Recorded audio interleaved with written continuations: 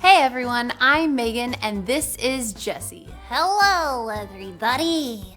Hey, Megan, what do you think about apples? Apples. Well, I guess I find them appealing. Apple joke. Yeah, that was an apple joke. I find apples delicious. Why? Well, I asked my friend Jack if you wanted to share some of my mom's homemade apple pie, and he told me no, and that apples are yucky. Oh, well, I definitely would have shared with you. Your mom makes the best apple pie. That's what I tried to tell Jack, but he would not listen to me. It made me very sad. I'm sorry that happened, Jessie. When someone rejects something we love, it can make us feel sad. Today's Bible story is actually about a time when people rejected Jesus. Hey Megan, can you remind me, what does rejected mean again? Rejected means to not be accepted or welcomed by others. After the people in the synagogue heard Jesus read from a scroll, they did not accept or welcome him as the Messiah. They rejected him. But how could they reject Jesus? Jesus is God's son. Well, not all the people believed that, Jessie. Let's watch together to see what Jesus did.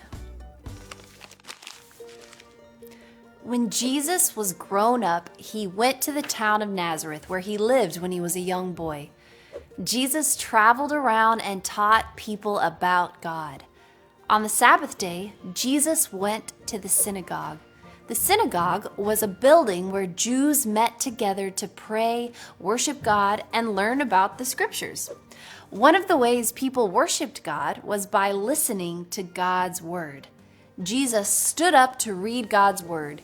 He opened a scroll. The scroll had words on it from the prophet Isaiah long ago.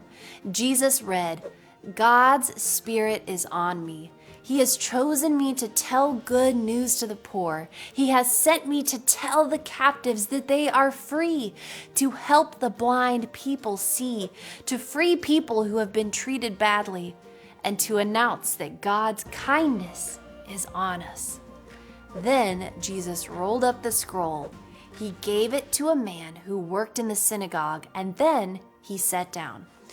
The people in the synagogue stared at Jesus, waiting for him to say something. Jesus said, "These words came true today."